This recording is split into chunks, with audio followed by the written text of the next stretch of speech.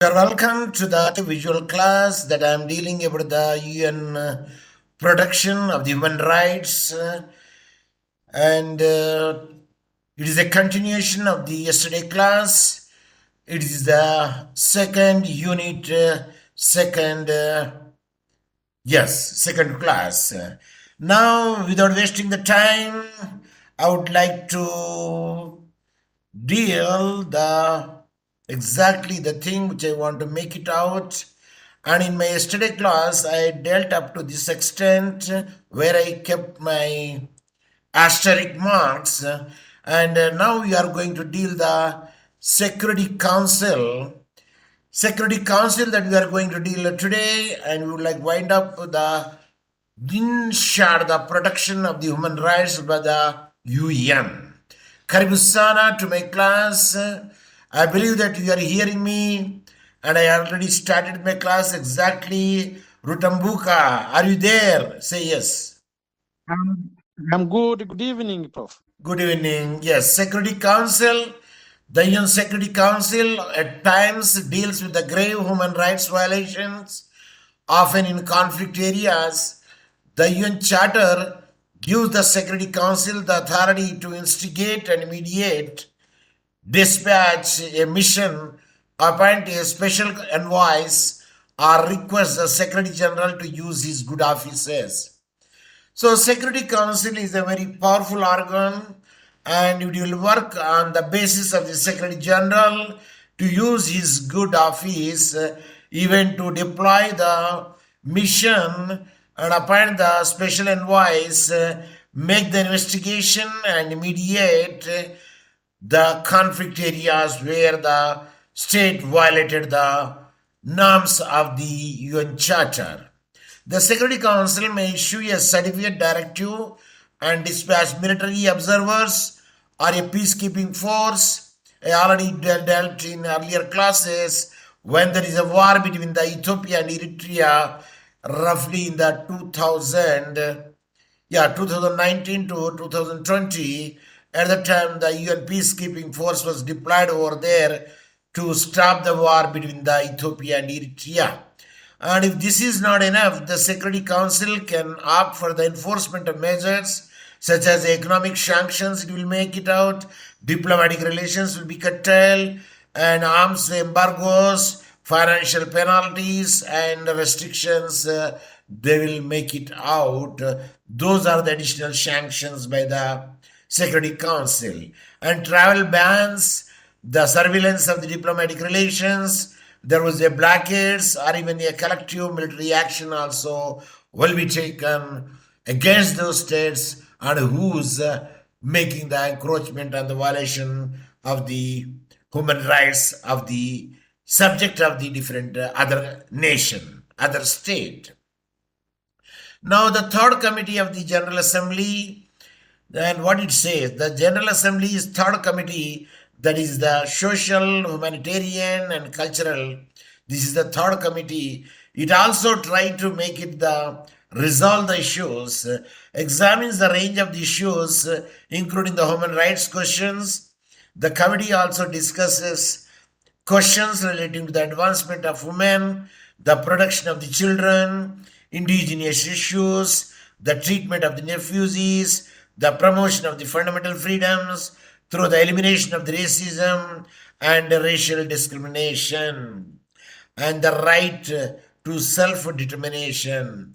So the third council also helps in protection and the promotion of the human rights, that is called the social, humanitarian, and cultural third committee of the General Assembly. And then various other UN bodies are there which will also work to stop, to protect and promote the human rights violations. Let us see in a nutshell. Different intergovernmental bodies and interdependent mechanism based at the United Nations headquarters in New York, as well as the United Nations General Secretary General, address a range of the human rights issues. The General Assembly The Economic and Social Council and their subsidiary organs make policy decisions and recommendation to member states, the United Nations system and other actors. So in short, what I want to say is General Assembly, the various special organs of the UNO, they try to protect and promote the human rights violations among the states, those who are the members of the UN Charter. So that is the what I want to convey. And the United Nations Permanent Forum on Indigenous Issues, UNPFII, an advisory body to the Economic and Social Council, has a mandate to discuss indigenous issues, including the human rights. For each point of view, there are special organs are there which will take care of it, and they try to make the report to the UNO. And the Office of the High Commissioner for the Human Rights interact with and provides advice and support on human rights issues to these bodies and mechanisms. The office also works to mainstream human rights in all areas of the work of organizations, including the development, peacekeeping, women, peace, and security, and responding to humanitarian crisis. Human rights issues are also addressed in the context of the post-conflict UN peace building support activities. So each and every organization of the UNO, the special bodies, they try to take up the issues which are assigned to them, and with the aim it is established, they try to make the justification of their object when they existed. So they will send the report to the UN, the different offices, and human rights in all the areas of the organization regarding the development, peacekeeping, women, peace and security, etc. Then UN peace operations to celebrate the International of UN Peacekeepers. Meet Nicole Nagoy, a human rights officer working at the UN peacekeeping mission in the Democratic Republic of Congo. Of course, in the Congo, there would be some internal conflicts are there, and hence they appointed him to see that there would be peace among the people and the rebellions would be curbed out their activities. Many United Nations peacekeeping operations and political and peace building missions also include the human rights related mandates aims at contributing to the protection and promotion of the human rights through both the immediate and long term actions. So sometimes the immediate actions should be there, sometimes the long term actions should be there to see that there will be justification to be done by these special organs of the UNO. Empowering the population to assert and claim their human rights and as enabling states and other national institutions to implement their human rights obligations and uphold the rule of law. So overall that they want to make it the rule of law would be prevail. That means no one is above the law. And there is a saying also there. However, you may be high. I repeat, however, you may be high, the law is above you. Did you get my point?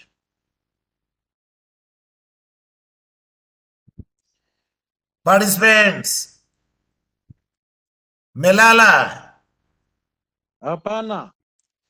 repeat what I said, the statement.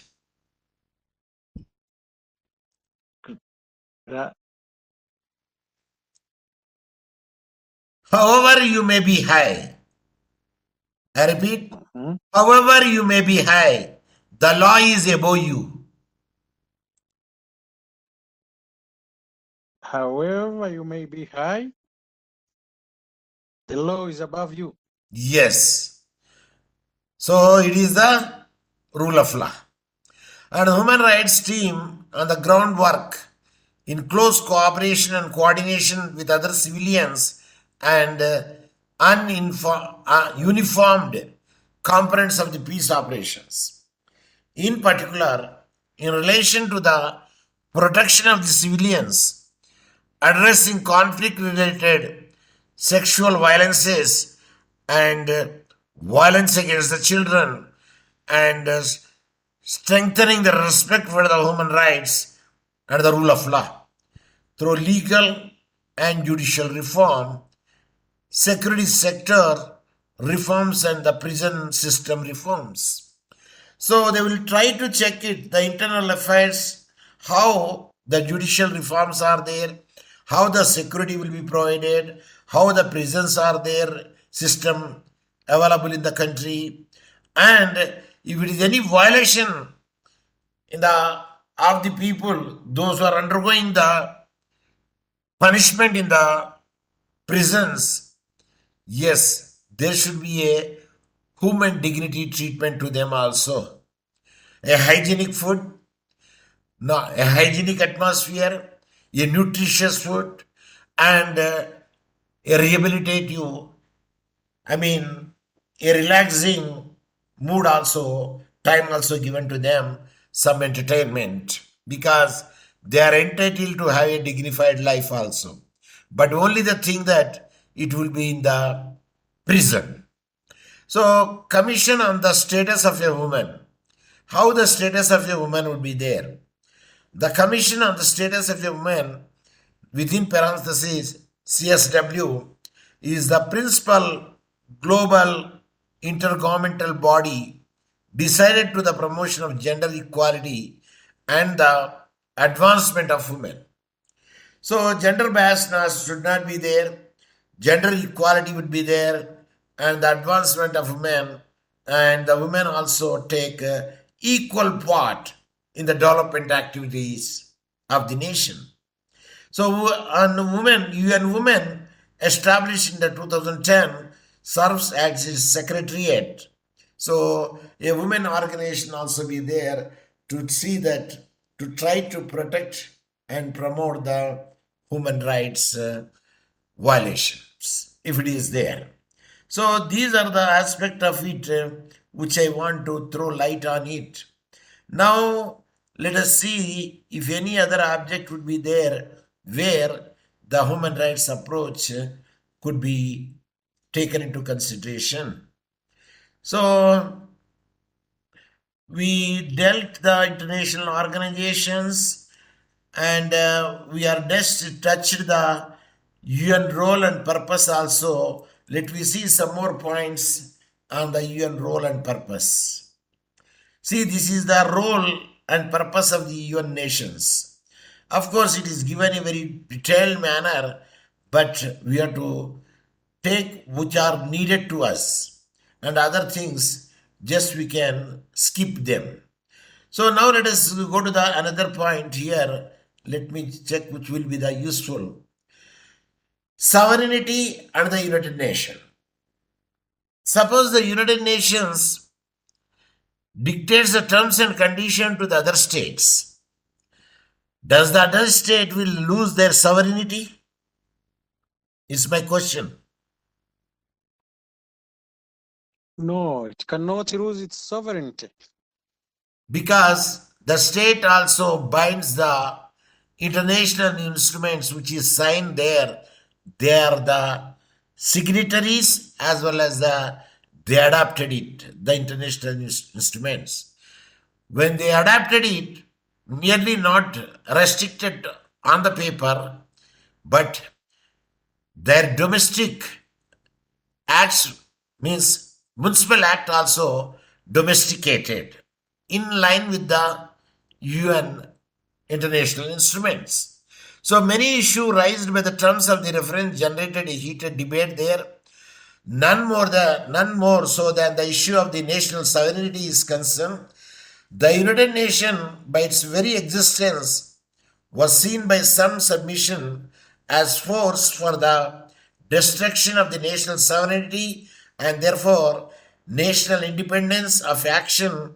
The fear that the UN constitutes an oppressive world government pervade these submissions. It is not the UN wants to make the world government, but it wants that peace, security, and health on the planet Earth. That is their motto. And quite frankly, I am sick and tired of the Australia having to answer the United Nations because a number of the politicians, at the behest of their bureaucratic and a few do good doers, urge them to sign away our sovereignty. It is not the usurpation of the sovereignty. It is not the encroachment of the sovereignty of the states, those who are the dignitaries, those who are the member state. But when the rules are framed over there in the charter, they have to obey it. They have to follow it. If they don't follow, then definitely their action will be taken against the UN, against them by the UN. Here, them means those who violated the charter's rules and regulations. So, UN organization is now the antithesis of democracy. Answer is no. Systematically eroding and dismantling the national sovereignty. Answer is no. And the natural rights of the people in individual nations under force of the arms and sanction of the considered necessary. Does that not constitute a tyranny? No. It is not about the tyranny. It is not about the dictatorship. Suppose the father will give the modern punishment to the son. Why? Because he wants to see that the son should be brought up in systematic way. If he does the wrong things, yes, he should be moderately punished. Otherwise, he doesn't have that much thinking power to think this is good and this is bad. It is the parents who will take care of the children, what they are doing, either in the house or outside the house or in the premises of the school also. So in the same way, the UN also watch like a watchdog, rather we can say, or we can otherwise say that is monitor from the distance to see any violations would be there through their special agencies, because the special agencies and the regional agencies and the national agencies, they will send the report time to time to the UN.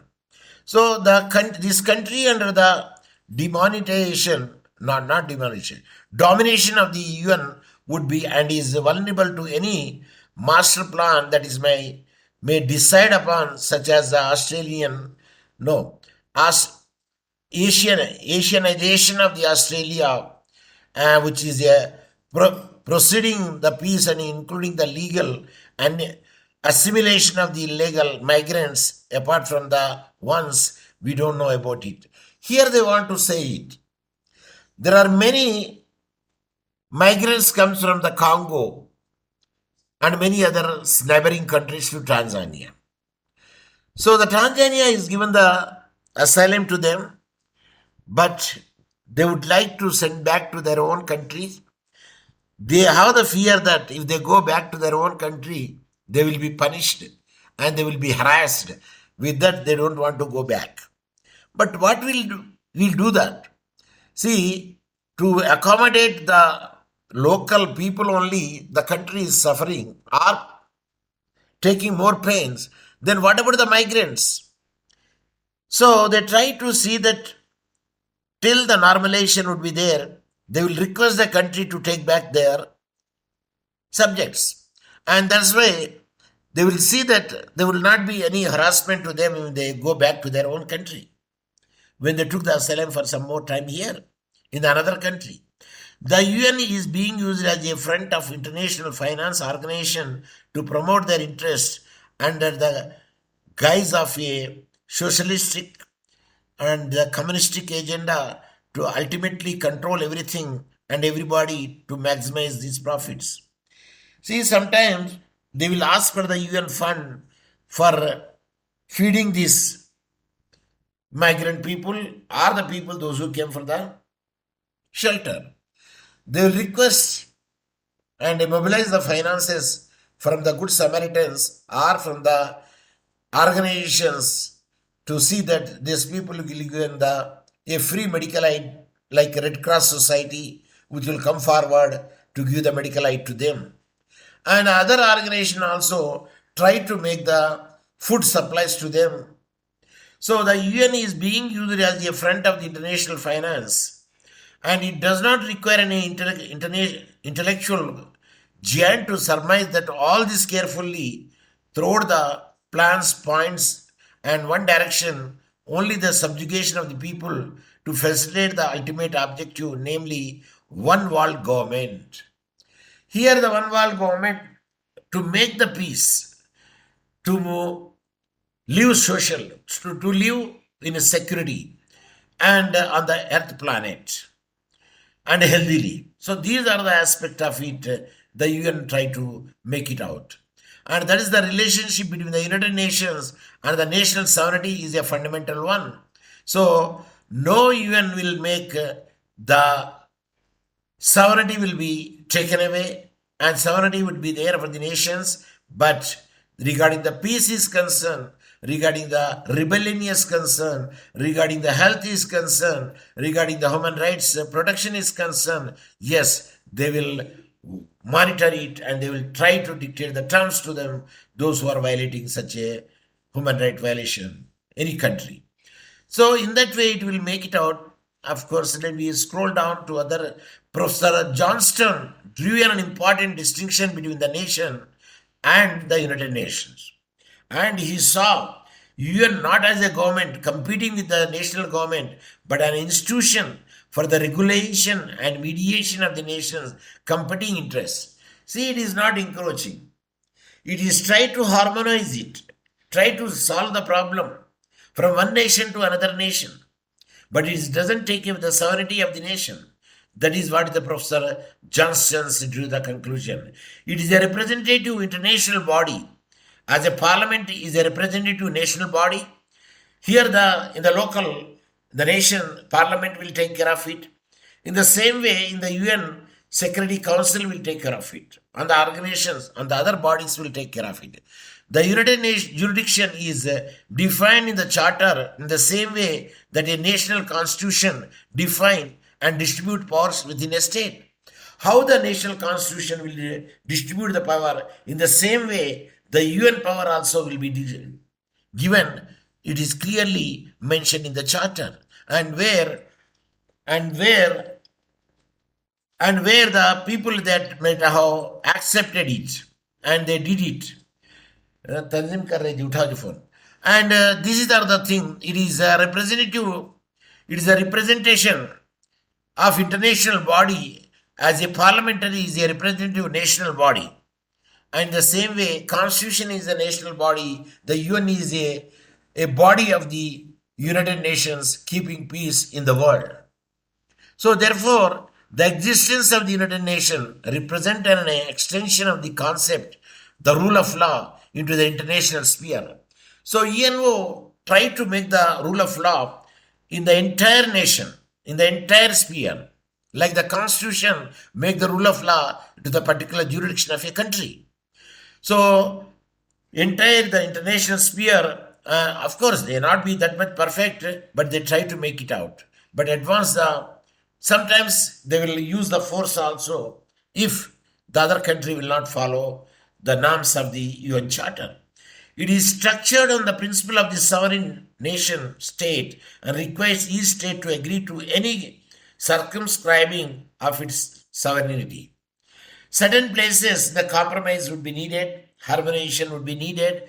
Therefore, it is structure and operational in the UN reaffirms the national sovereignty. But UN will not take away the national sovereignty, but they try to harmonize it where the conflict comes. So here he made the United Nations deserve the criticism. Of course, sometimes the United Nations will act as a political body. They try to support some nations where they do have the vested interest. But in most of the places, they will harmonize it. They will be friendly with either rich nations, and they are also friendly with the underdeveloped nations also. So a national state which would greater power internationally have a greater influence in the UNA. In general, a person who is strong enough will have a strong say in the UN. It is an obvious factor, and it must be also, because they bear all the revenue, they bear all the expenditure would be there. Hence, some power should be given. That is the reason all countries will not become the permanent member of the Security Council. Can a day will come where the Tanzania and India will become a permanent member of the Security Council? My question to the participants. Yes. If the country developed, GDP is high, like a Luxembourg, and whose a rich country, even such country did not become a member of the permanent member in the Security Council. A rich country having the GDP more, economic power more, per capita income is more. Yes, if you make a target, at least do not reach to the A level. If you in the examination, if you think about the A, at least you will score B plus. But if you aim at the B plus, you score the B. If you aim at the B, you score C. So, what do you aim? A. In the same manner, you also, the nation also, aim to become a permanent member of the Security Council. At least they will come the temporary members of the 10 countries who are the temporary members. Yeah. Of course, India is a temporary member, but I don't know whether the Tanzania became a temporary member of the 10 out of the 10. Anyway, that you Google it and tell me in the next class whether the Tanzania become 10 members, because other 10 members, I think if the 2 years or 3 years, the duration would be there. Because total 15 members should be there, 10 members are non-permanent members, and 5 members are having the veto power. Is it clear? Say yes. Yes, bro. Yes. So check it. Kaziza Nyombani, check whether the Tanzania become any time the 10 temporary members of the Security Council. Okay. So now, here what I want to say again, if you could just, no, this is also that much. So the committee, they will sit and they try to find out whether there is a encroachment on the national sovereignty, or neither a new nor a necessarily disastrous, and if any country make any encroachment on the norms of the charter, definitely Security Council will interfere and try to use the force. And let us see the purpose of it in a conclusion part of it. We will see the gist, we can find it here. The committee is of the view that sovereignty has never been absolute. It is not sacred and not immutable. Sovereignty of the individual state is often based on accidents of history and depends upon the continuing recognition of it by other states. There is sometimes a compromise would be there. Compromise doesn't mean that we are losing the sovereignty. It is determined by the internal constitutional arrangement of each state, so that the example, the state of the NSW has no sovereignty status internationally. It has a sovereignty over the certain constitutionally defined aspect of the government.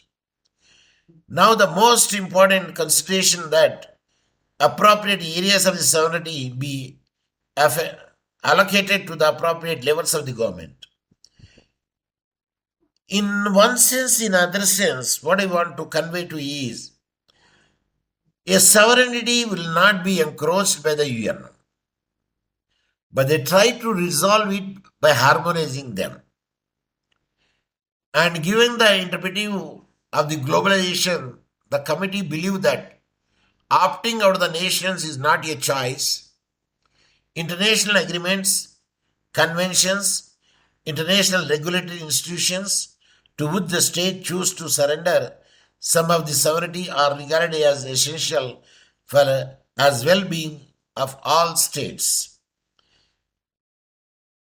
It means we have to be in the limits when we'll be member of the United Nations.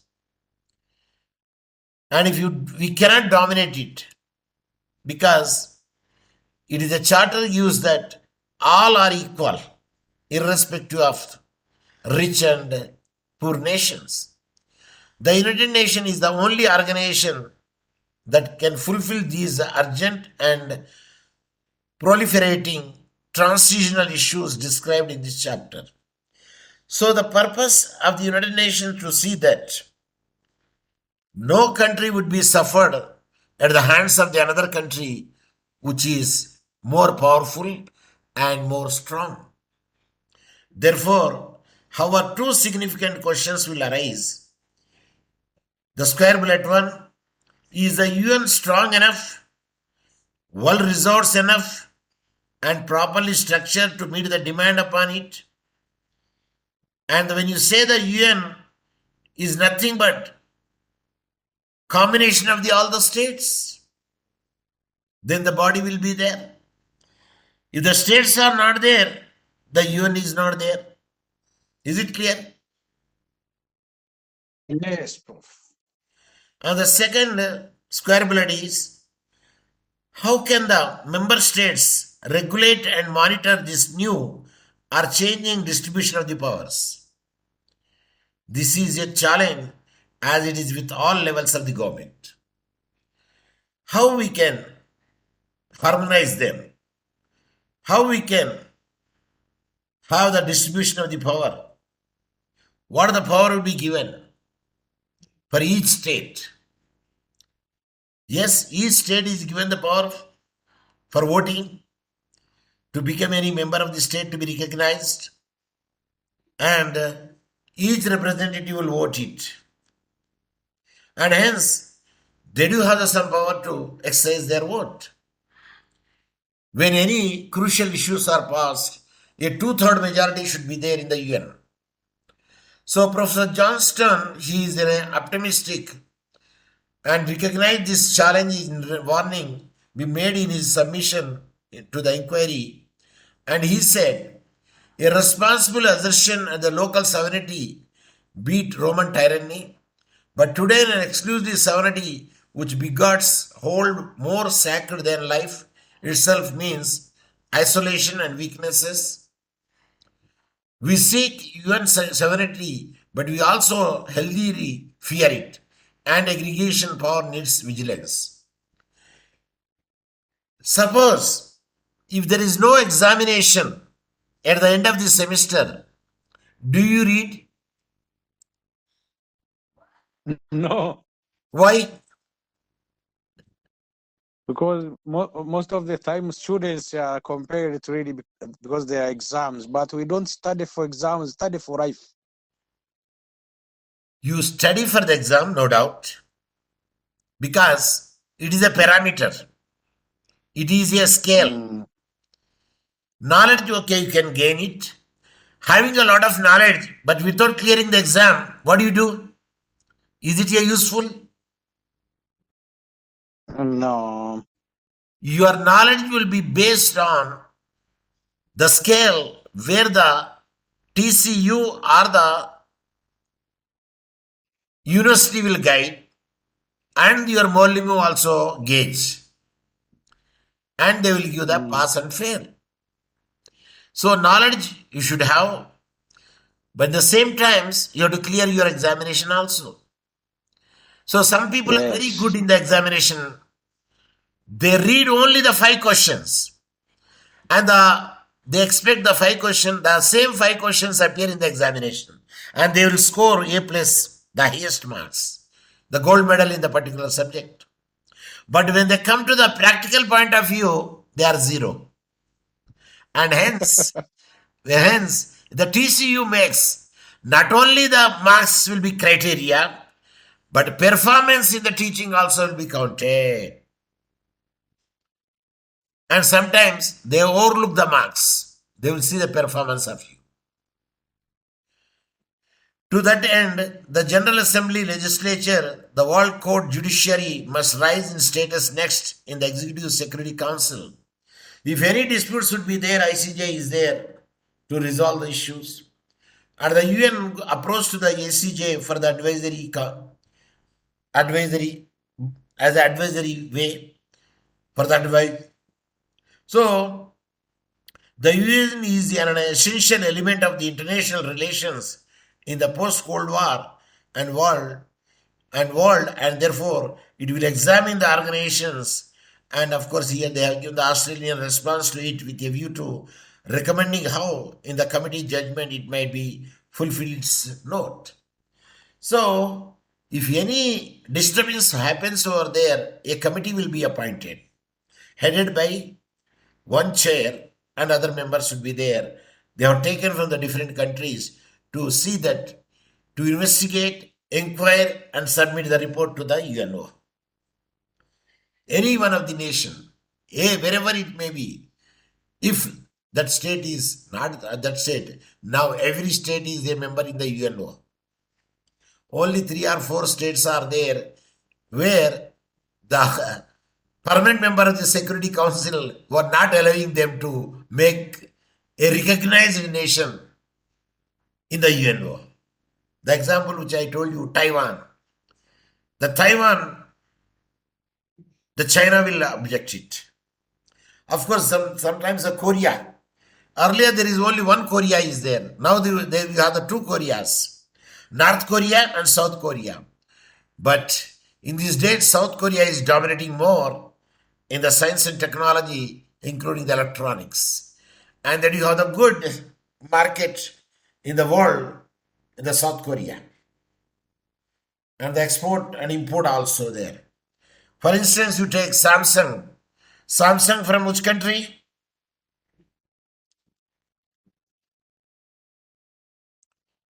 Samsung. Sir, Tanzania.